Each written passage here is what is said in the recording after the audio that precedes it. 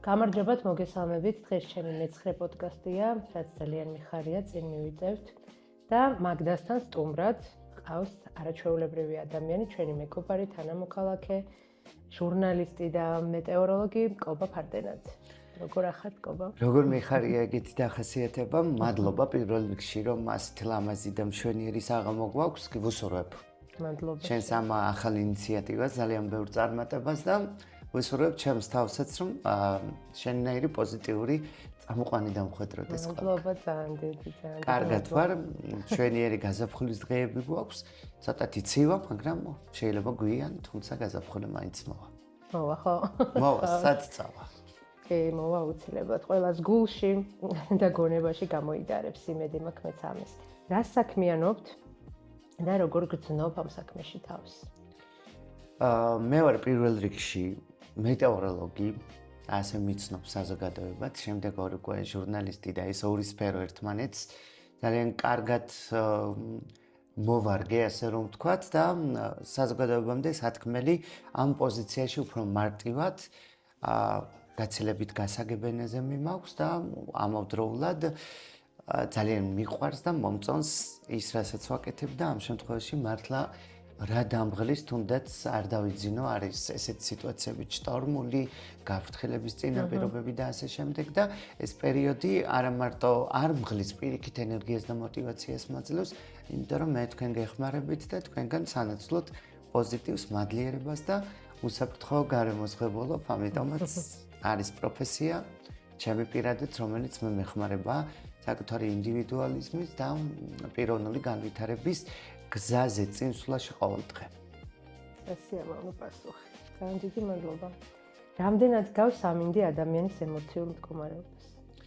როგორც ადამიანს გჭირდება ამას თქვა, ამინდსაც ზუსტად ეს სიტუაციები აქვს, ის ციკლონები, რომლებიც ანტიციკლონების გაბატონების შემდეგ, აქაც იცი რა მოგება წაგებაზეა, ციკლონი, ანტიციკლონი, რომელს აჯობებს, რა მეტეოროლოგიური პარამეტრი ჩაერთვება, რომ ერთმა მეორეს აჯობოს და ასე შემდეგ და ეს ყველაფერი შემდეგ უკვე ემოციურადაც გამოიხატება კლიმატის ფონზე ჩვენს რეალობაში.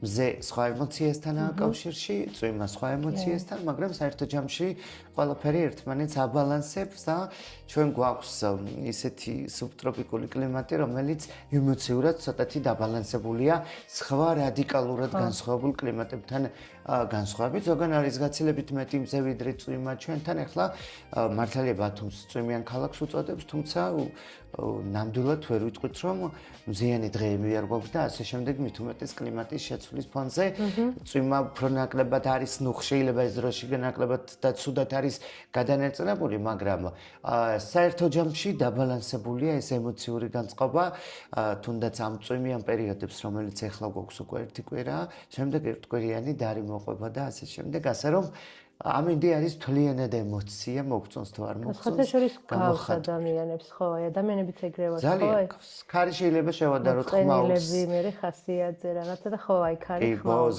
შტორმი ბობოქრობას. მზიანი ამინდი სიცხეს, ბრაზიც გამოიხატება ალბათ.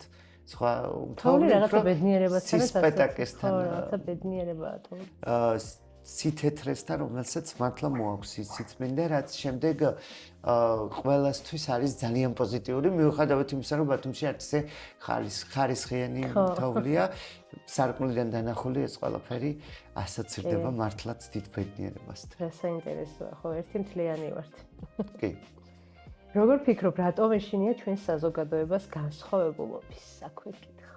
იმიტომ რომ შენ ხარ განსხვავებული იმიჯის მქონე ადამიანი, რაც ძალიან מחარებს, იმიტომ რომ მოსაწყენია ერთი და იგივე ჩაცმულობა თუნდაც ერთი და იგივე ფერები ჩვენ საზოგადოებაში და რაღაცნაირად არაა სითამამე, თავისუფლება ამ ხრივ ადამიანებში. კი ბატონო, ჩვენ ცოტა რადიკალიზმი გვახასიათებს, ან ერთი უკიდურესობა შავები, ან მეორეში რაღაც საოცრებაში გადავარდნილი, თუმცა ყველაფერში არის ზომიერება და ჩვენს საზოგადოებას და ზოგადად ეს ყველგანაა, მაგრამ ჩვენთან მოჭარბებულად ალბათ უფრო ფსიქოლოგიური სიტუაცია საკუთარ თავთან დასმული, რაც მე არა ვარ, ის არის სხვა. რაც მე არა ვარ და მინდა ვიყო ისეთი თუნდაც არ აღიარებდი ამ ყველაფერს საკუთარ თავთან, სხვაში დანახული, შემდეგ თუ შენ არ ხარ პიროვნულად მომწიფებული და ძლიერი, შემდეგ უკვე იქ სხვა ფაქტორი ეხება, ერთვება, ის თუ ისია მეც მინდა, მაგრამ ვერ ვარ, ან პირიქით შეიძლება სხვა ადამიანი პროექციულად გაახედებდეს საკუთარ თავში, რასაც შენ შეიძლება საკუთარ თავში გაურბოდე და ხედავ მასში, მაგრამ შენს თავში რომ ამას უღრმავდებოდა, მაშინ იმუშავებ. გაძლიერდები და აღარ გაგაღიზიანებ. შესაბამისად, მიუღებლობა სწორედ ეს არის, საკუთარ თავთან არსებული სისუსტე, იმიტომ რომ რაც შენში არ არის, შენ შეიძლება ემოციურად არ გქონდეს მასზე დადებითად განწყობა, მაგრამ მსხრევა მტრევას და სიბრაზეს იმ დონეზე რომ გამოხატო, გაეკიდო და ასე შემდეგ, ამ დონეზე აღარ მოდის, იცით? რაც შენ შინაგანშია, მხოლოდ ის გაღიზიანებს სხვაში და სწორად დავსვი ეს კითხვა მართლაც კარგად თქვი თავიდან საკუთარ თავს შევაკებდი მადლიერება საკუთარ თავთან. ალბათ ამ ყველაფერს ეს სამი სიტყვა გამოხატავს, რაც მე არ ვარ, ის არის სხვა. ვუტყდებით თუ არა საკუთარ თავს, ამიტომაც გვაქვს განსხვავებული მიუღებლობა. ჩვენ შეიძლება აი ემპათიურობა სწორედ ეს არის, რომ მე შეიძლება არ მომწონდეს შენი საქციელი, არ მომწონდეს შენ, მაგრამ მე შენ გიგებ. ხო, მიგიღე. შენ ხარ, მე ვარ. გენშტალტ თერაპია, თანამედროვე ფსიქოლოგია. სწორედ ამაზეა დაფუძნებული. მე ვარ მე, შენ ხარ შენ. მეტა როდის მივოთ მაგამდე, რომ აი უმრავლესობა მაგაზრზე იქნება, ახლა ხო, იმიტომ რომ შენ იმისთვის არ დაბადებულ ხარ, თუნდაც ოჯახის წევრიან გამვლელი, რომ ჩემს მოლოდინებს შეესატყვისებო და მე იმისთვის რომ შენი იმედები მომართლო, მე შემიძლია გაგახარო, შენ შეგიძლია გამახარო. თუ ჩვენი ურთიერთობა სიხარულზე იქნება დაფუძნებული მშვენიერი, თუ არა შენი გზა გაგმეჩე. ხო, აი კაი რამე თქვი ხო, რომ იმედები მომართლო შენი, აი ჩვენ თითქოს მაგისთვის ვცხოვრობთ რა. რომ მოვედით ამ ქვეყანაზე იმისთვის რომ სხვისი იმედები გავამართ, აი კაი გოგოს და კარგი ბიჭის. ერთადერთი შეიძლება საკუთარ თავთან დასახო მიზანი, რომ საკუთარ თავთან იყო იმედიანად და პასუხისმგებლიანად და შემდეგ უკვე ყველასთან ესე ხარ, იცი? თუ შენ მხოლოდ სხვაზე ფიქრობ, საკუთარი თავი გადადებული, სწორედ ის მომენტია, როცა ერთი ადამიანი მეორეს კარგავს, არა მას, არამედ საკუთარ თავს ეძებს, რომელიც მასში დაკარგა. მე მგონი ფსიქოლოგიაში გადავიწერე, მაგრამ მე ისეთ ფსიქოლოგებმა გამზარდა, რომ მათგან მაქვს ეგეთი კითხვები ზუსტად. კი ბატონო, გიპასუხეთ სიამოვნებით. აი ზუსტად ვიცოდი, ესე იგი ვიგრძენი და ზუსტად მივხვდი სწორად, რომ ეს კითხვები შევადგინეთ და აქვე გეტყვი, ახლა ნათელი ღია ფერებით ხო, ახლა წელან გითხარი კიდეც. ღია ფერებით გამოირჩევი და ეს პროტესტია თუ თვით გამოხატულება. თავიდან რომ დაიწყე, მაგალითად, აი ღია ფერებით შემოსვლა აი ბათუმში. არ ვიტყვი ქვეყანას ახლა საქართველოში, ვიტყვი ბათუმში. სადაც ბიჭები ძირითადად არიან ჯინსის შარვალი, შავი მაისური, აი ერთი და იგივე ტანსაცმელი ყველას და ეს შენ შემოიტანე რაღაცა სიფერადე და სიჭრელე და ბიჭზე თითქოს აი ჯაბასთანაც ამ თემაზე ვისაუბრე, რომ აი გოგოს ფერია ვარდისფერი, ბიჭის ფერია ლურჯი და ცისფერი, აი თითქოს რაღაცა დააწესეს ესე ფერები, რომ ალბათ გაყიდული იყო უნდა კარგად რა, აი გოგოებისთვის ეყიდათ ვარდისფერი და ბიჭებისთვის ცისფერი. აი ეს თავიდან გამოხატულება როგორი იყო შენი? აი ცერა ერთი დავიწყოთ იმით, რომ მე ახლა შეიძლება ძალიან დიდებულად გამოვიყურები და საერთოდ შეიძლება ვერ მივხვდეთ რა ასაკში ვარ. მაგრამ მე არც ანუ ამის თემის თქმა არ მინდა რომ ძალიან დიდი ვარ, მაგრამ იმ პერიოდს მოვესწარი, როდესაც არბის შელამაზებაც კი მე არ ვამბობ, რომ საერთოდ საოცრებების გაკეთება იყო ძალიან დიდი პრობლემა. ჩვენ ყოველ წელს ვითარდებით და 10, 12, 14 წლის წინ ეს დიდ პრობლემასთან ასოცირდებოდა, ისევე როგორც ყველანაირი ინიციატივა, აი როგორც ამინდის პროგნოზში და მეტეოროლოგიაში ჩემი ჩართულობა მოვიდა ბუნებრივად და პირველი კლასიდან ვაკვირდებოდი ამ ყველაფერს, ასევე ბუნებრივად ალბათ ჩემი პიროვნული გამოხატულება იყო, რომ მე არ მწმოდა უბრალოდ მუქი ფერები და საერთოდ არ მახსოვს ეს როგორ დაიწყო და მე მახსოვრებოდა იმ შემთხვევაში თუ მე ამას ან განგებ ან გაასაღიზიანებლად ან რაღაცის გამო გავაკეთებდი. მაგრამ აი მქონდა მაშინ პრობლემები ნამდვილად მქონდა და ერთადერთი რაც საკუთარ თავთან თქვი ვიქნებ ჯობს ამ გარდატეხის ასაკში, სადაც ესეთი პრობლემას ქმნის და თითი შვერას და ვაი ვიშვიშს იქნება მართლა რაღაც ხდება ისეთი, რასაც მე ვერ ხვდები, ამიტომაც მე თბილისში დავიწყე აბსოლუტურად ფსიქოკონსულტაციის სიარული, რომ გავყოლიყავი, იქნებ ჩემშია პრობლემა და აღმოიფხრა მაშინ 18-20 და მაშინ ფსიქოთერაპია? ეხლა 13 წლით უფრო კი, მაშინ ნამდვილად არ იყო ესე არც გაცნობიერების დონეზე, არც ესე პოპულარული და არც ესე მიმზიდველი, მაგრამ ნურავინ იტყვის, რომ ფსიქოლოგები არ შველის, ვერცერთი მეგობარი ვერ დაგეხმარება, ისე როგორც კვალიფიციური მიუკერძოებელი ფსიქოლოგი, რომელიც გაფასებს შორიდან და არასოდეს არ გეუბნება რა უნდა გააკეთო. იქნებს ჯობს, რომ ასე გავაკეთოთ და არა ის, რომ შენ ასე გააკეთე და ასე და ისე. ის რომ ის ადამიანები ვერ გაზარდეს, ხელს იშვერენ და პრობლემებია და რომ შეშურთ შენი თავისუფლების და თვითონ განვითარების ამ გზაზე არიან, ეს ჩემი პრობლემა არ არის. ამით არც ვცივა და არც ვსხელა. მთავარია ნორმა მოვუძებნოთ საკუთარ თავში, ჩვენ აუცილებლად თავისუფლება ის არ არის, რომ ყველაფერი ვაკეთოთ, რაც გვინდათ. თუ შაურმის საჭველად მივდივართ, შეიძლება ცოტა ეს დამღლელიც კია, მაგრამ თუ ჩვენ გვინდა რომ ესეთ დონეზე ვიყოთ და გვაფასებდნენ, შაურმის საჭმელად შეიძლება ისე არ წავიდეთ, ნახე როგორც შემუშავეთ, როგორც ოპერაში, თეატრში.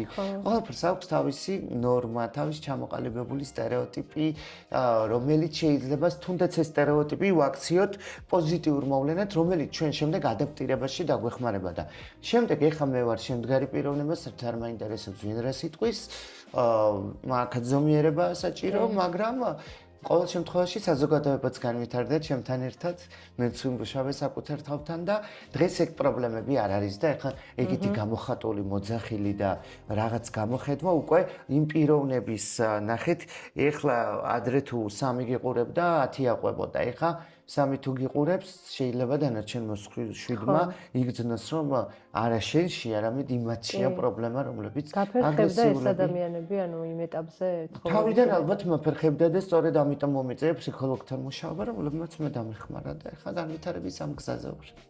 რა მაგარია. და ჩვენ მთელი ცხოვრება ვითარდებთ. კი, და ძალიან მაგარია, რომ სწორ გზაზე გახვედი და დახმარება ითხოვე თუნდაც. აი რა იცი, ხვის გამო, ის ხვისი რეაქციების გამო ჩვენ მივდივართ იმ დონემდე, რომ გვჭირდება დახმარება. რეალურად მართლა იმ ადამიანებს შეიძლება დახმარება. ხვისი ვერ გაზრდილი ადამიანების გამო, გაზრდილი ხალხი პასუხისმგებლობა. მაგრამ ეს არის მაინც ალბათ პასუხისმგებლიანი ადამიანების პასუხისმგებლობა იმაზე, რომ აწყვო ყოველთვის ჯობია წარსულს, იმიტომ რომ ჩვენს აწყვოში ჩვენი განვითარების განვლილი ეტაპია ხა ჩემს ამ ასაკში, ჩემი 10 წელიწად 15, 20 და 30 წელიც გამოცდილების სახით. ამიტომაც მშვენიერია. ძალიან მაგარია და მიხარია, რომ ასეთი რა გონების, ასეთი შეგნების ადამიანები არიან ისე თუ ასე ცოტა, მაგრამ არიან და მიხარია ძალიან. იუმორი დაცვითი მექანიზმია, ხასიათი თუ სამყაროსთან ურთიერთობის გზა. იუმორი ალბათ არის სიტუაცია, როდესაც შენს თავს გინდა გაუიოლო უკაცრავად ცხოვრების ყველა მომენტი. ეს არის ადაპტაციის გაცილებით მაღალფარდოვანი უნარი, ვიდრე ჩვეულებრივ სიტუაციაში. ირონიაც ხანდახან საჭიროა, იმიტომ რომ შენს თავს დაიხმარო და იუმორით შეგვიძლია ჩვენ ადამიანს ვუთხრათ სათქმელი ისე, რომ წყენა არ დავუტოვოთ გულში და მისახდენი მივახდინოთ. ამიტომაც იუმორი არის ალბათ ურთიერთობის გზა, რომელიც მოპირდაპირი ადამიანსაც ეხმარება შენთან კომუნიკაციაში და შენს ადამიანებამდე მიგაქვს შენი სათქმელი ისე, რომ არავის არ სტრესავ. ასე რომ ღიმილი, იუმორი, ყველაფერი შეიძლება პოზიტიურად იქცეს, აი როგორც აღნიშნე, ირონიაც კი, თუ ამაში ზიზღი არ ურევია. ყველაფერს აქვს თავისი დადებითი მხარე და ალბათ იუმორი არის ერთადერთი კი არა და ერთ-ერთი განუმეორებელი ადამიანის შექმნელი გზა. იგავარაკებით სწორედ ალბათ ბევრი იუმორშია, თუნდაც ყუდა მორიალი რო ავიღოთ ახლა სულხან საბას, იუმორი მეც არ ამერიოს. ახლა აი ჭკუის სასწავლებელი ამბავი გადატანითი მნიშვნელობით, რომელიც შეიძლება იყოს იუმორით ნათქვამითაც, მინიშნებითაც და ასე შემდეგ, მაგრამ სათქმელს გამოხატავს ფორმის მოძებნით, რაც ნაკლებ წყენას ტოვებს და მე მგონი მშვენიერია. კაია, ხო? რატომაც არა. 7 ადამიანი ხარ? არა. არა? ხშირად ვარ. 7 ვარ, მაგრამ უფრო მეტად ხმაურიანი. მაგრამ ამ ხმაურს სიმშვიდეში ვავლენ და თუ ხმაურია საჭირო საკუთარ თავთან ვავლენ როცა მარტო ვარ, თუ ეხა ადამიანმა ისეთი სიტუაცია არ მოაწყო, რომ ხანდახან ხმაურით საჭირო. კი. სიმშვიდის შენარჩუნება იქ სადაც ხმაურია საჭირო, არაადეკვატურობაა. ხმაურში მე არ ვამბობ კივილ-ცივილს. შეიძლება მოუმატო. არ მგონია რომ შენ არასწორად იხმაურო. რაღაცნაირად ეგეთი შთაბეჭდილება მაქვს. გადის პერიოდი ხმაურის შემდეგ და მე მithქვამ საკუთარ თავთან, რომ შეიძლებოდა ნაკლები მეხმაურა, მაგრამ ემოციური მაგრამ არასდროს არ მინდანია, რომ ვინმეს მიმართ ვიხმაურე, იმსახურებოდა, იმიტომ რომ მე ვარ ადამიანი პირველ რიგში, რომელიც ყოველთვის ვფრთხილობ, რომ სხვა ადამიანს არ გამოვეხმაურო ისე ქართულში რამე სიტყვები ვიგოს გამოხმაურება, ხმაური, გადაძახინი არც ერთი ჩემი ეს გამოვლინება ისე არ მევიტანა სხვა ადამიანთან, რომ მე საკუთარ ღირსებასთან კონფლიქტი შემექმნას. ამ ბოლო პერიოდშიც იყო ხმაურის ეტაპები ჩემ ცხოვრებაში და საერთოდ არ უნანობ, იმიტომ რომ არიან ადამიანები, მათ დონეზე არ უნდა დავიდეთ, მაგრამ ნაწილობრივი ხმაური ალბათ სხვანაირად ვერ მივახდენთ და საჭიროა. აი საკუთარ ღირსებასთან რო თქვი ხო, აი შენმა ხმაურმა ისევ შენ არ უნდა გაგაბრაზოს, ანუ რო ამართლებ შენ თავს. არ მაქვს ადამიანებზე საუბარი, ვინც ხა ეგოისტია და სულ მის თავს ამართლებს. ხო, ეს ხმაური არ უნდა იყოს. ჩვენ ხშირად ანუ ნახეთ, საქართველოში ზოგადად მეგობრობაშიც გვაქვს ძალიან მიკერძოებული ამბავი. მე შეიძლება როგორც მეგობარს ასჯელა ვუთხრა რაღაც რომ აღეზიანებს, მაგრამ მაინც 100 ერთჯერ მოხდეს იგივე. აქ უკვე ხმამაღალი საუბარია საჭირო, ხმამაღალი ყვირს კიდევ ერთხელ არ გულისხმობ. სახარებაშიც სხვათა შორის ეს ყველაფერი ერთხელ უთხარი ვერ გაიგო, ორჯერ სხვისი თანდასწრებით უთხარი. და მესამეჯერ ყველას უთხარი. შეიძლება ზუსტი ინტერპრეტაცია ვერ მოვახდინო, მაგრამ ვინც გვისმენს ჩვენთან გამოკიდებები ფრაზებზე კარგად გამოდით, ამიტომაც შინაარსი ეს აქვს და ეხლა ზუსტ ციტირებას ვერ ვახდენ. როცა ადამიანი შეუნები და შემდეგ ზუსტად ისე ხდება, როგორც უთხარი, ის არა ავალდებული, რომ შენ მოგისმინოს, მაგრამ შენც არ ხარ ვალდებული, რომ შემდეგ მასზე იყო ისე მეგობრული ურთიერთობით და თუ იტყვის სიმართლეს, ესაც ინტრიგაა და ესაც სიბოროტე, იმიტომ რომ ბოლოს სიმართლე მაინც ხავდება და დედამიწა რო ჩამოვარდესო ერთხელ ერთ ფილოსოფოს მათქვა სად უნდა წავიდესო პატარა ბავშვებს კითხა და კი მაგრამ სად უნდა ჩავარდესო ისიც გამოკიდებული ვარ და სად უნდა ჩა იგივენაირად აიცერა სიმართლეც და მე რომ არ თქვა მაინც გამოვლინდება და ამან შოყოველდღე ვხედავთ რაც არ უნდა ფაროთ და ეხა ვინ არის თვითონ არ ყვიან და ამიტომ ხმაური ხანდახან საჭირო. აბა რა არის შინაგანი ბრძოლა რომელსაც ადამიანები შენში ვერ ხედავენ შენი ბრძოლა შინაგანი. ხო, ეს ბრძოლა ძალიან ძლიერია ბედნიერებასა და სევდას შორის, რასაც არასდროს არ ვავლენ გარეთ. რამდენადაც ესეთი ღიმილიანი პოზიტიური ვარ საზოგადოებასთან ურთიერთობაში, თუნდაც ახლობლებთან, ამდენად ვარ სევდიანი, როდესაც საკუთარ თავთან მარტო ვარ და ამიტომ ამ ყველაფერს ვერ ხედავს სხვები. ალბათ არცაა საჭირო რომ დაინახონ, იმიტომ რომ ჩვენ ასე ვძლიერდებით, მიუჰაუზენივით თუ ქეჩოში არ წავავლეთ ჩვენს თავს.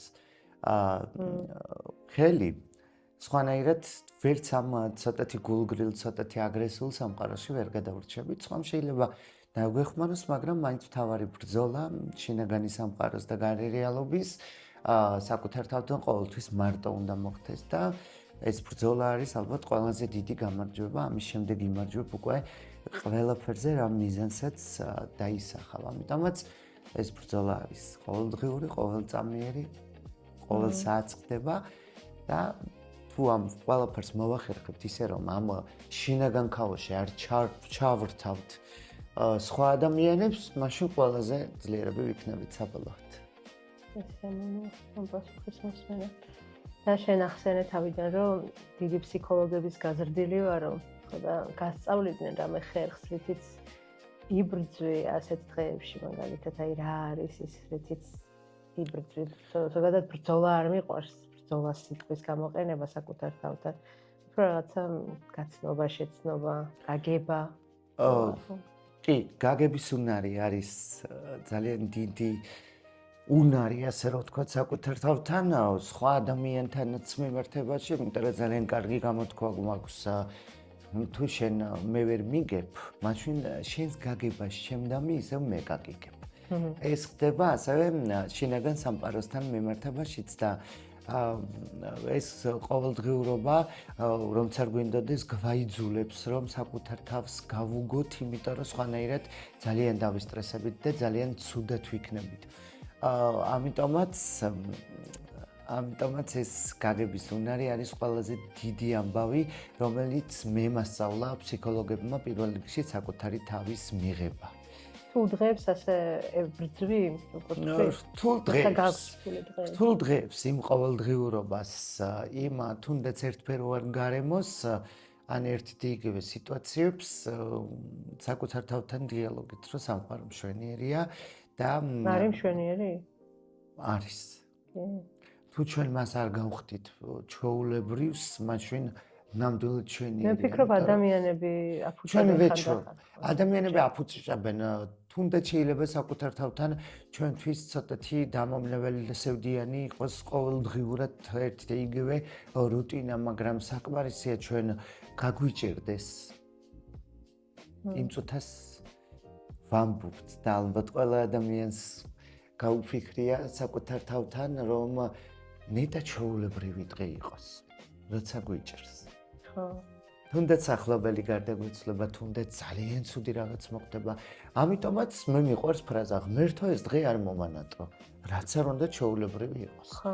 აი მეც რადიოში, ტელევიზიაში ყოველდღიურად ერთი იგივე ამბავს ვაკეთებ, ერთი იგივენაირად მივდივარ, ერთი იგივე ხალხი ქუჩაში, მაგრამ იმ წამს მოდის ეს ფრაზა, ღმერთო ეს დღე არ მომანატრო, იმიტომ რომ ბევრი რთული ამბავი მქონია ცხოვრებაში, ჩემი ძმის გარდაცვალება, ზოგადი სტრესები და შემდეგ მიფიქრია, რომ რა კარგი იყო გუშინ დილით ყავასვამდი ამ დროს და ის ჩვეულებრივი დღე მომნატრებია. ამიტომაც ჩვენ გვაქვს უნარი ვაქცევთ არაჩვეულებრივ დღეს, ჩვეულებრივი დღე, თუ საკუთარ თავთან გვექნება ეს შინაგანი мотиваცია, რომ თვითონ ამოვიყვანოთ თავი მზეზე.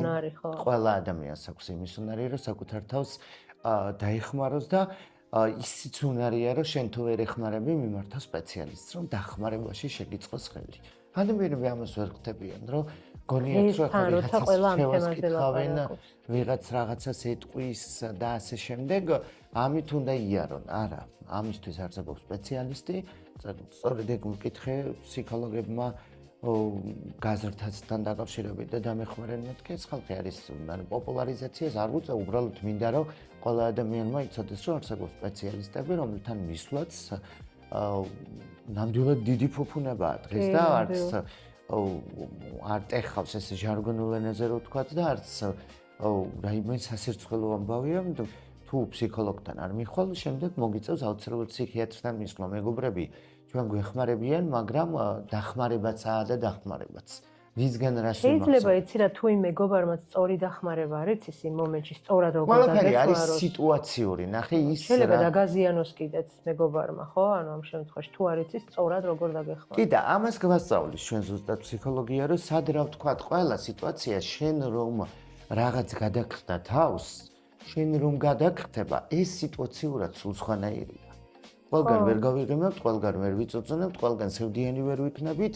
ამიტომაც იგივე მეორე ადამიანი, რომელთანაც მე მაგალითად კონფლიქტი მაქვს, მასთან ეს კონფლიქტის გამოსავლის ძიება სხვანაირია, შენ სხვა ადრესატთან სხვანაირი.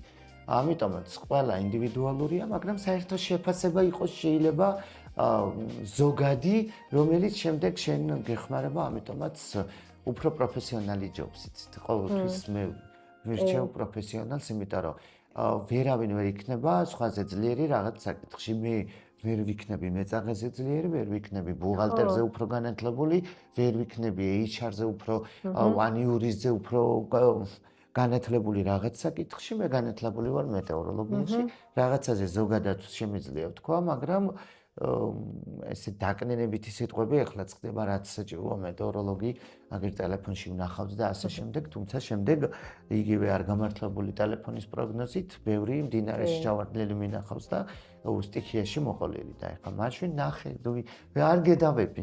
თუ შენ გჯერა, ნახე. მაგრამ შედეგიც ნახულის საპირწონე იქნება. არა ყოვნებს ამ შემთხვევაში. ნახულის საპირწონე. ჩვენ საზოგადოებაში ძირითადად არის ის ჩემს საახლობლოშიც და მართლა ყველა საახლობლოში ალბათ ეგაა, რომ უმეტესობა 10 კაციდან 9 შეიძლება გითხრას, რომ რა ფსიქოლოგი, ეს ფრაზები, ფსიქოლოგს იქეთ გადავრევ, იქეთ გავაგიჟებ, არ ფსიქოლოგს ხარ დაუჯდები და ველაპარაკები ჩემ ცხოვრებას. ანუ იმის მიუხედავად, რომ დღეს ყველა ამ თემაზე ლაპარაკობს, ადრე არ იყო, კოვიდამდე მართლა არ ლაპარაკობდა არავინ ამ თემებზე. ფსიქოლოგია და რაღაც შეიძლება ვიღაცებმა იცოდა, მაგრამ ასე საჯაროდ და ყველა გადაცემაში, ყველა პოდკასტში ყველგან ფსიქოლოგიაზე ლაპარაკობენ და ემოციებზე, შიშებზე და მსგავს ის ფსიქოლოგიც ახლა არ არის ისეთი რო არ ნახეთ რა მინდა ვთქვა ერთ ფსიქოლოგ კითხეს როგორ გავზარდოთ კარგი შვილი და ვინც კარგი შვილი გაზარდა იმას კითხეთ ეს იყო გულწრფელი პასუხი ამიტომ ეს ადამიანები ჩვენ გვეხმარებიან ცხოვრებაში ცხოვრების სტრესული სიტუაციების გადატანაში და ადამიანი რომელიც თავიდანვე იწყებს ძახილს რომ ჩემი თავის ფსიქოლოგი მე ვარ და ის მასწავლის და მეგობრს ვკითხავ და ასე შემდეგ უკვე საფსიქოლოგოთ არის გამზადებული იმიტომ რომ ნახე ის შენ რაც არ გჭირდება მასზე მიმღებლობა უფრო სწორად მინდა ვთქვა ნახე რაც არ გინდა მართლა მასზე ესე უარყოფითად არ ხარ განწყობილი ხო იღებ უბრალოდ და არის თავის საქმეს აკეთებს ხო მე შემიძლია ვთქვა თუ მე მიმაჩნია ამჟამად არ მჭირდება ფსიქოლოგი შემიძლია ვთქვა რომ ცხოვრების რაღაც ეტაპზე დამჭირვებია ან თუ დამჭირდება წავალ არ დავიწყებ რომ რა შენ მინდა ანუ რაც ახლა აღნიშნე ეს კომპლექსია რა არა ღიარება ადამიანები არ ყვერიან იმაზე რაც არ აწუხებს ვერ აღიარებენ რა ყველა ხდება რომ ცუდათაა რეალურად მართლა ძალიან ბევრია ვერ აღიარებენ და არ შესაბამისი ალბათ განათლება არ აქვს ახლა მე საერთოდ არ მაინტერესებს ვის ეწყინება, მაგრამ განათლების დაბალი დონეა, ახლა მე რო დავიწყო წინასწარ ძახილი, რაში უნდა არსებობდეს ახლა მეწაღეები, ფეხსაცმელი თუ გამეხსნება, თუ გამიფუჭდება წავალ და ახალს ვეყიდი. ხო, ამის წინასწარ ძახილი, ახლა მე არ ვიცი როგორ მოვიქცევი, მართლა რომ გამიფუჭდება. იქნებ ჩემთვის ეს ფეხსაცმელი ისე ღირებულია, ადჯერ შემომიყეროს მეწაღემ და დამჭირდეს. ახლა წინასწარ ძახილი რო არ დამჭირდება და იმას ვკითხავ და ამას, მაშინ კარგით, არ მივიდეთ ფსიქოლოგთან და არ მივიდეთ მეწაღესთან, როცა ფეხზე გაგვიფუჭდება და ფეხსაცმელი უკაცრავად და მივიდეთ არაპროფესიონალთან. მივიდეთ აგერ სუნამოების მაღაზიაში და იქნებ ვინმე მიცოდეს რაღაცა დაფაროს დაზიანებული ფეხსაცმელი, ხო? ეს იქნება დროებითი ეს დაფარვა, ხო? რა თქმა უნდა, და არა პრობლემა. ვერავინ ვერ მოგცემს რჩევას გარდა პროფესიონალისა, ნეიროპათოლოგს თავისი ფუნქცია აქვს, ფსიქიატრს თავისი, თერაპევტს თავისი, ენდოკრინოლოგს თავისი და ასე შემდეგ. დავაფასოთ პროფესიონალები და ნურას დროს ნუ ვიტყვით, ნურასოდეს ნუ ვიტყვით, რომ ეს და ის ექიმი არ დაგჭირდება და ნურც იმას ვიტყვით, რომ ფსიქოლოგი არ დაგჭირდება და არ გჭირდება. ჯანსაღად როცა ვართ, მაშინ გჭირდება, რომ ჩვენ არაჯანსაღად როცა ვიქნებით, ძალით წასაყვანი არ გავხდეთ ამ ხალხთან. და სამწუხაროდ არის ისეთი ეპოქა ახლა დღეს, რომ ემოციებს ძალიან გვირყევს, ძალიან შიშმა, აი კოვიდის მერე დარჩა შიში, რომელიც შიშიც რაღაცა რომელმა შიშმაც აღძრა ჩვენში ძალიან ბევრი რა. აი ჩემში მაგალითად სრული ტრანსფორმაცია მოხდა, სრული. დღესაც გავდივარ ძალიან რთულ გზას, მაგრამ აი შედარებას ვერ გავაკეთებ. ვინ ვიყავი და ვინ ვარ დღეს. ხო, ამ ყველაფერმა დაგიტოვა გამოცდილება. ის რაც ყველაფერში დაფიქრდი, განაზოგადი. ურთულესი გზაა სხვათა შორის. ურთულესი გზა, მაგრამ ალბათ რომ დამაბრუნო უკან ისევ ავირჩევ. მანამდე ხო ძალიან თავისუფლად და ისევ ცხოვრობდი, მაგრამ აი ავირჩევ რომ ეს გზა გავიარო რა. კი, იმიტომ რომ შენ ამ ყველაფერმა შეგმატა ის სიძლიერე და გამოცდილება. კოვიდმა რა გააკეთა, იცი ადამიანები საკუთარ თავთან ჩააღრმა. მე გამაცნო ჩემი თავი. მე მეგონა რომ მაგალითად ვიყავი, აი რაც დამაჯერეს რა ბავშვობაში, რომ აი რაზიანი ხარ, ჯინიანი ხარ, ასეთი ხარ, ისეთი ხარ და ვშო მე მართლა ასეთი ვიყავი და საზოგადოებაში ვიყავი ცოტა აგრესიული. ხიარულიც, მაგრამ აგრესიული ტიპაჟიც ვიყავი და დღეს მაგალითად სუცხვანე აქ მოდის უკვე ფიქრობ რომ მე აგრესია არ მქონდა, მე მქონდა უბრალოდ თავდაცვა ჩართული. ეხლა უკვე მინდა უნდა და საჭიროა საჭიროებიდან გამომდინარე მოქმედება. ძალიან მაგარია. შენ თავს რო ეცნობი, ანუ ამაზე მე დიდი სიამოვნება არაფერი არა და ნამდვილად. ძალიან დასაფასებელია, ვინც ამ გზას გადის მართლა, იმიტომ რომ ნამდვილად ურთულესი გზაა. შენი აზრით როგორ შეუძლია ადამიანს გახდეს უფრო თავისუფალი სხვისი შეფასების? ცოტა დამაბნეველი კითხვა. აი რამდენად შეიძლება რომ არ აღებდეს სხვისი შეფასებები? ხო, ნახე, გააჩნია ვინ გაფასებს. არის მომენტი, რომ შეფასება არის აბსოლუტურად გულწრფელი.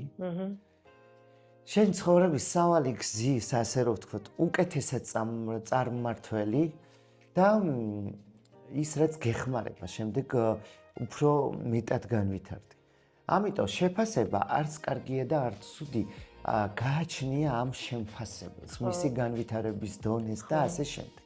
არის შეფასება ძალიან მეგობრული, თუმცა არ მომბობ იმ შეფასებას, რომ მეგობარს როგორია მეორე მეგობარს აუცილებლად ჭკუა უნდა ასწავლოს. ანუ მე ვამბობ შეფასება, რომელიც არის მომართული შენს განვითარებაზე და არის შეფასება, რომელიც მომართულია შენს უკან დახევაზე. იმიტომ რომ ადამიანებს გონიათ, რომ სხვაზე მეტი იციან. მე შეგვიძლია ადამიანს ვურჩიო ესა და ეს ასე ჯობს, მაგრამ შეფასებითობა და სახელის დარქმევა ეს უკვე შეფასებითობაზე რომ მიდის სიტუაცია უკვე მეორე ადამიანის მხრივ ეს უკვე კომპეტენციის ზღვარცდება და არც ისე კარგია მაგრამ ის რო ეხა ვინ რას ამბობს ამ ყველაფერს ვითვალისწინებთ თუ არ ვითვალისწინებთ ეს არის აბსოლუტურად ჩვენზე დამოკიდებული და არ შეიძლება რომ ყველას უსმინოთ და არ შეიძლება რომ არავის არ უსმინოთ, იმიტომ რომ ამ სამყაროში არსებობს კარგი და ცუდი ადამიანები, მასწავლებლები და უკანდამხევები.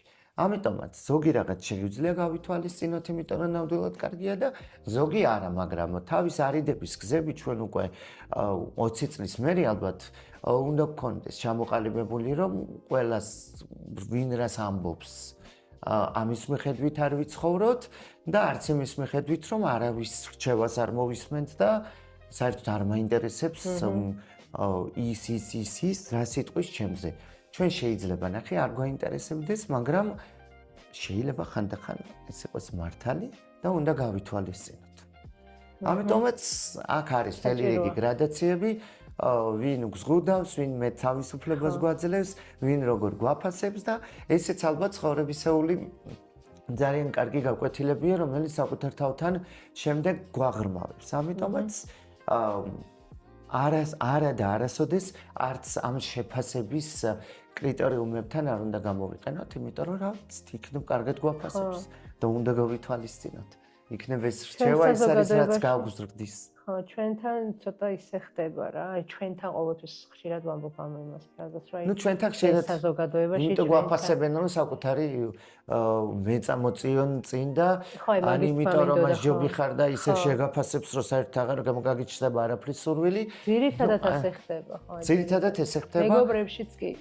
მეგობრებში ხდება უმეტესად, იმიტომ რომ ეხლა ვიღაცა კლარა ქუჩის იქეთ რას ამბობს, ანუ სახელთან არ მაქვს ეს ასოციაცია, ზოგადად ვიღაც გამვლელი.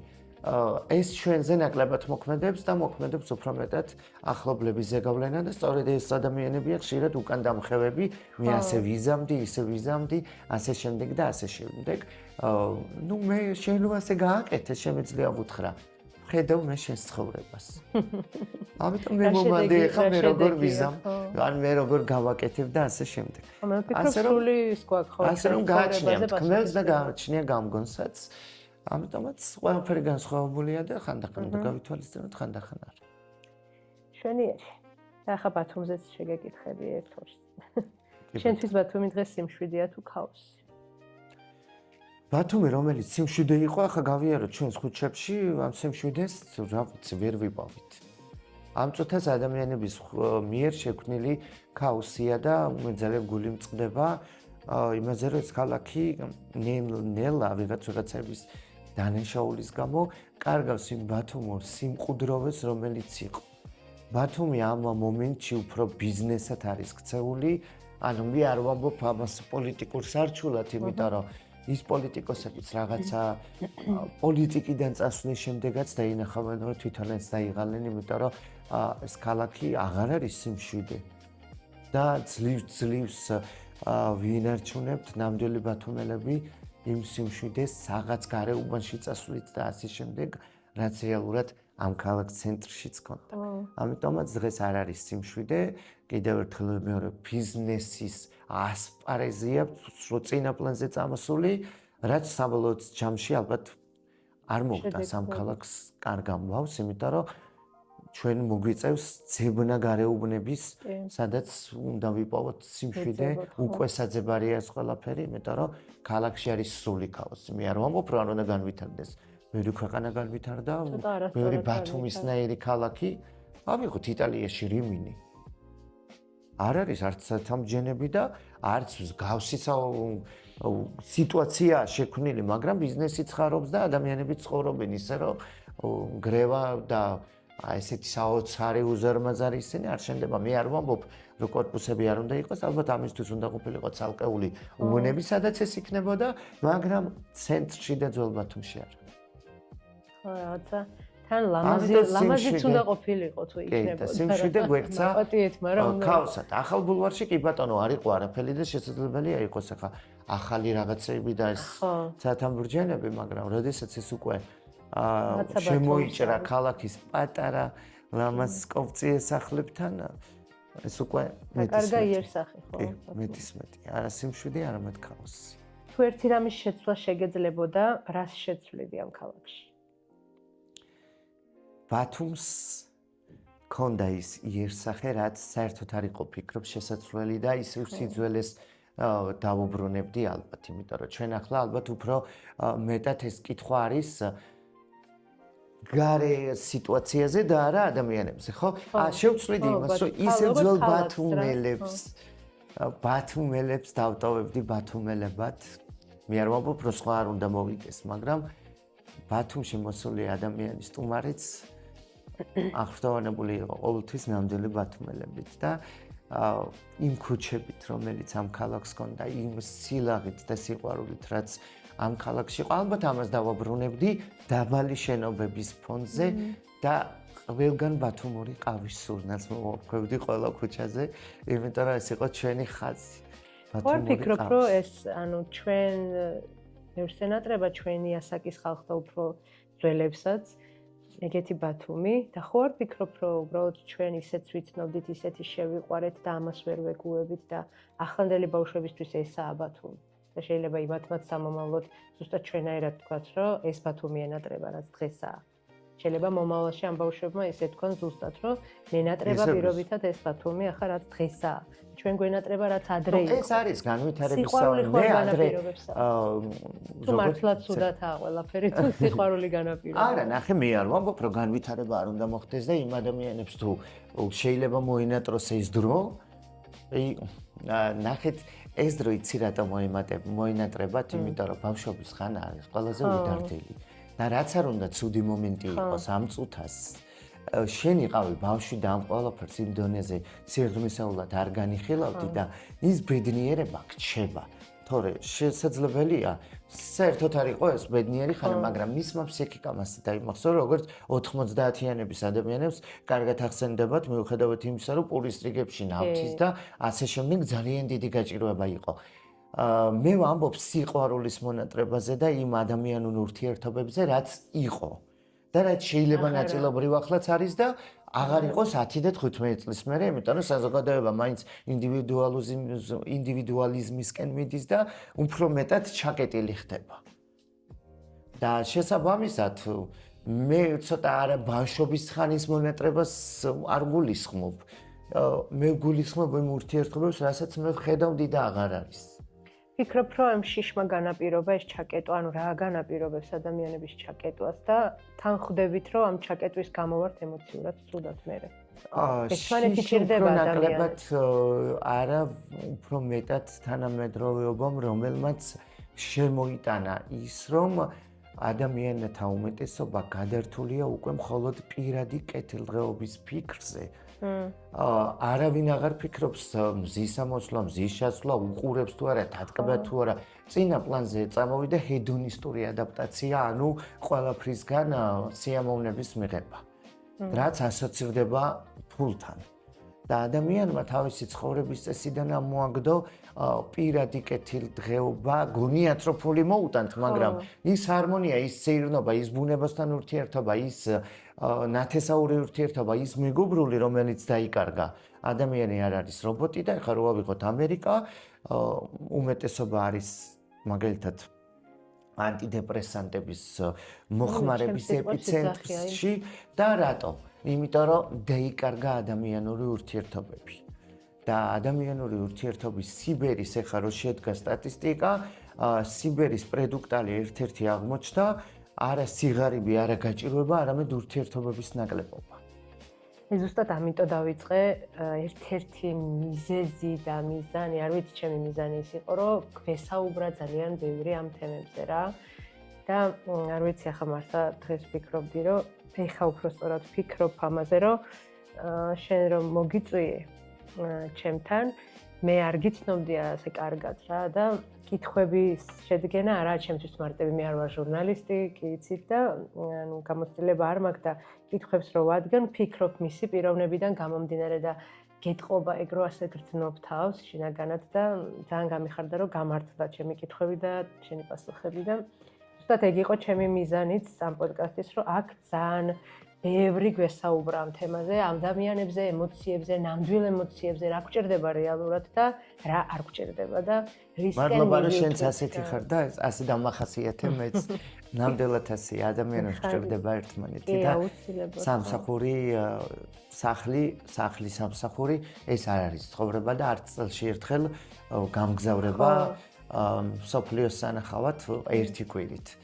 ცხოვრება არის ყოველდღიურობა და სამსახურმა უნდა დაგვეხმაროს ჩვენ ცხოვრებაში და არა პირიქით ცხოვრება წაგვართვას და შემდეგ ჩვენს თუნდაც დაგროვებულ ფულთან ერთად მიხვდებით რომ არ ვართ ბედნიერები. ხო, აი თითქოს მთელი წელი მუშაობთ იმის გამო, აი ბოდიში და ვირებივით მუშაობთ იმის გამო, რომ მერე წლის ბოლოს რაღაცა ვიყიდოთ, რაღაცა სადმე წავიდეთ და დავისვენოთ. რეალურად ანუ დასაბელება შემიძლია ბედნიერებას სანამ ჩვენ თვითონ აი კიდევ ერთხელ განმეორდები არ ვიმუშავებთ იმისთვის რომ ვიცხოვროთ პირიქით ჩვენ ვცხოვრობთ იმისთვის რომ უბრალოდ სამსახურმა დაგვეხმაროს ვიყოთ უფრო უკეთესი შევისრულოთ რაც გვინდა ელემენტარული რაღაცები რა და დავინახოთ მზის ამოსვლა მზის ჩასვლა ბუნება და ის ადამიანები ვინც გვიყვარს. ეს ჩვენი ნაწილია, ხო მე ვერ წარმომიდგენია. და ეს ნაწილი ადამიანებმა და ბევრმა და შეიძლება ხანდახან ჩვენც წავართვით ჩვენს თავს და ამ ფიქრის და გაცნობიერების შემდეგ ალბათ მე ყოველ შემთხვევაში ნამდვილად არ არის ჩემ ცხოვრებაში სამსახური პირველ ადგილზე, იმიტომ რომ თუ ასე იქნება, მაშინ არც სამსახურში არ ვიქნები გულწრფელი. ჩემთვის პირველ ადგილზე არის ჩემი ცხოვრება და ჩემი კარგი და შემდგარი ყოველდღიური ცხოვრებისეული მომენტების სიყვარული მეხმარება რომ სამსახური ცხოვრებასთან ერთად იყოს ჩემი სიტუაციების განუყოფელი ნაწილი და ეს სინერგია ან ურთიერთობა ძალიან დიდ ბედნიერებას მანიჭებს და მართლა რა დამღლის როცა სამსახურშიც იმ საქმეს ვაკეთებ რაც მიყვარს და შესაბამისად ესაა ჩვენი ყოველდღიურობა. ძალიან დიდი მადლობა ამისთვის მართლა. კაი ემოციები წამოვიდა. და ბოლოს მინდა კითხო, რას ურჩევ ადამიანებს, ვინც საკუთარი თავის მიღებას ახლა იწყებს. იყვნენ ისეთები, როგორებიც არიან, მაგრამ ფორმულირება მოუძებნონ საკუთარ თავს ისე, რომ არც საკუთარი თავი დაკარგონ და არც ისე იცხოვრონ, რომ მუდამ სხვის ირჩევებით იყვნენ განპირობებულები. ანუ განპირობებული მათი სიტუაციური განვითარების გზა. იყავი ის რაც ხარ, არ ნიშნავს იმას, რომ მე რაც მინდა იქ ვაკეთო, ან რაც სხვას უნდა ეს გააკეთოს. ჯერ კიდევ კაცობრიობის ძალიან დიდი სავალი გზის დასაწყისში დაიწერა და ითქვა კიდეც რომ შეიცან თავი შენი და ვინც სიტყვის ჩემი თავი შევიცანი, იმას არ უნდა უსმინოთ, იმიტომ რომ ადამიანის სიცოცხლის ბოლო წუთამდე არის საკუთარი თავის შეცნობის პროცესში და შესაბამისად ეს შეცნობის სიტუაცია არის ძალიან დიდი ბედნიერება ჩვენ ამისთვის მოვივლინეთ ამ ქვეყანას, რომ ყოველ წუთს სწავლობდეთ საკუთარ თავს და ამავდროულად ვტკბებოდეთ ამ ნასწავლით, გამოცდილებას გვიტოვებდეს ეს ყველაფერი და ვაკეთოთ ის, რაც გვიყვარს, მაგრამ თუ საჭიროება მოითხოვს, შეიძლება გავაკეთოთ ხანდახან ის, რაც არ გვიყვარს, თუ ეს ჩვენი განვითარების გზაზე არის საჭირო. ამიტომ იყავით ის, რაც ხართ, მაგრამ დატკბით ცხოვრებით, გაითვალისწინეთ პირველ რიგში საკუთარი თავი, მაგრამ არც სხვა გააგდოთ თქვენი ცხოვრებიდან ისე, რომ შემდეგ საკუთარ თავთან დისკომფორტი შეგექმნათ. ყველაფერი არის სწავლა და ყველა ბათუმელს ვუსურვებ, რომ ზღვა, რომელიც სიმშვიდის მომტანია, პირადად ჩემთვის და ჩვენთვის და ჰორიზონტი იმედის, ეს ხშირად შეგვეგრძნოს და ბათუმი იყოს ისე ბათუმი, რომელიც ჩვენ გვიყვარს და გვაბედნიერებს.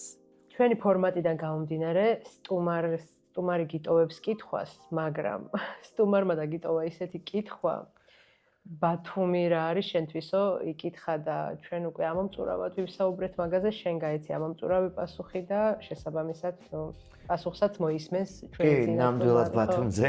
თან ორ სიღრმისეულ კითხვას უპასუხე. და ეხლა მესამე უკვე მე მგონი ძალიან მეტი იქნება, იმიტომ რომ არა მოისმენს პასუხი, ქალაქი რომელიც გვიყვარს, ამაზე პასუხი უკვე გავიცით. კი ბატონო და კიდე გიორგი დაგვისვამს ახლა კითხვას, შენ დაგისვამს. მოგესალმებით. ეს ჩემი მეორე პოდკასტია, ჩემი სტუდიური ხმა ისმის. კობა, მე მექნება შენთან ესეთი შეკითხვა. ცოტა შესავალს გავუკეთებ. მინდა გაიხსენო ის კობა, ის 15 წლის კობა, რომელიც ბათუმის წვიმიან ქუჩებში ყვითელი ქოლგით გარეთ გამოსული სეირნობდა და აქიდან ამდენ წლიანი დაშორების შემდგომ მოკლედ რაღაცა იმედები მიცე, უთხრა და აუხსნა რა წარე და ტკბილია ცხოვრება ერთდროულად. ის კობა, რომელიც 15 წლის იყო, დაიჭირეთ?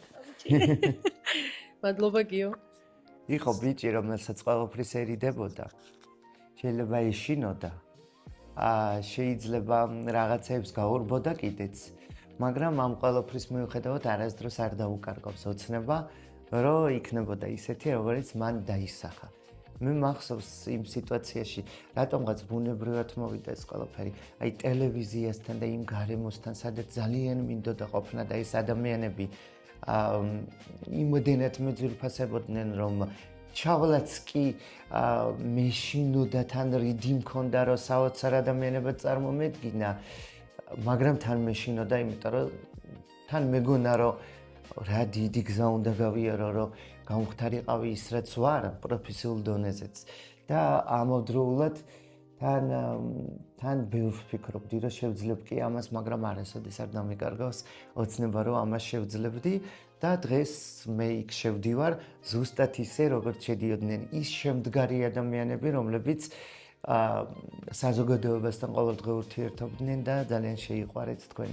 იმედია მეც შემიყვარებთ და 15 წლის კობა და დღევანდელი კობა არის იმდენად რადიკალურად განსხვავებული, რომ შეიძლება ალბათ ასეთი სახით ვერც კი წარმომედგინა, იმიტომ რომ იმ ოცნებებშიც კი ასეთი არ ვიყავი და მე შევძელი და ალბათ ამ შეძლებული ამბის სიყვარულის გამოვლინება თქვენგან მაძლევს იმის უფლებას, რომ თქვა ყველაფერი შესაძლებელია და დღეს არის შეშინებული, არა უიმედო და არა ისეთი, როგორც მაშინ ვიყავი, რომლის ბუნებასაც მხოლოდ გარეგნული ტანსაცმელიან, თუნდაც ის ყვითელი ქოლგა, რაც კითხვაში იყო დასმული, ავლენდა გარემოში, დღეს უკვე ამ ყველაფერთან ერთად შინაგანი სამყაროც ავლენს იმ მუხტს და იმ დადებითობას, რაც ვარ და ვარ ის, რაც ვარ.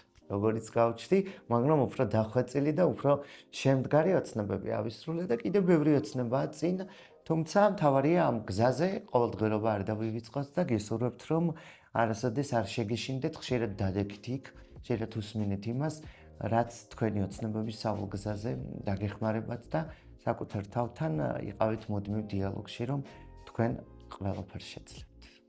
უღრმესი მადლობა კობა. მადლობა თქვენ. საოცარი მოსასმენი პასუხი იყო. ძალიან დიდი მადლობა გიო კითხვისთვის და ესეთი პასუხისთვის კობა. და ჩვენ ვსაუბრობდით, მე მგონი რომ ერთი კითხვა უნდა დავუტოვოთ. ხო, უნდა დაუტოვო და რადგან ამდენი ფსიქოლოგიური ამბავი განვიხილეთ თქვენთან.